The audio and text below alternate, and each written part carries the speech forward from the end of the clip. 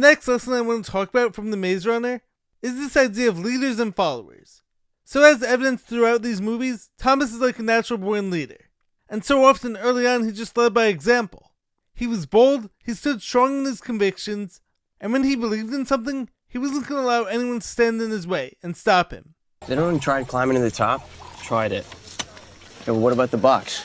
You know, next time it comes up, you just No, we jump tried in. that. These are of course super magnetic qualities, and so some of the others came on board too. And this also leads me into something like I spoke about in my video on leadership recently, which is that being a follower isn't always a bad thing. And when it comes to things like you don't know much about, following the right person is actually going to make you a better leader too. The key is though, it's about knowing who you're following. It's very different to follow someone based on evidence and proof versus having blind obedience to someone just because they told you to or they coerced or forced you into following them. That's why we call a fake leader.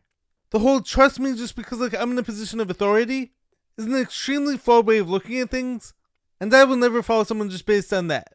We should all be critical thinking for ourselves, but whenever someone earns our trust in instances where it does actually make sense, following their lead can actually be like super beneficial. So in Maze Runner, Newt, Albie, and Mino were all strong followers of Thomas's lead. It's bad, isn't it? Yeah. They weren't just simply blindly obeying him and doing whatever he said, but once he showed them the proof of his powerful leadership, they followed his lead, which was of course important for achieving these massive goals. Hey, but there's a way out, Chuck. Me and Mino are gonna find it. These of course were tasks that required a ton of teamwork, and so these couldn't just be like solo jobs.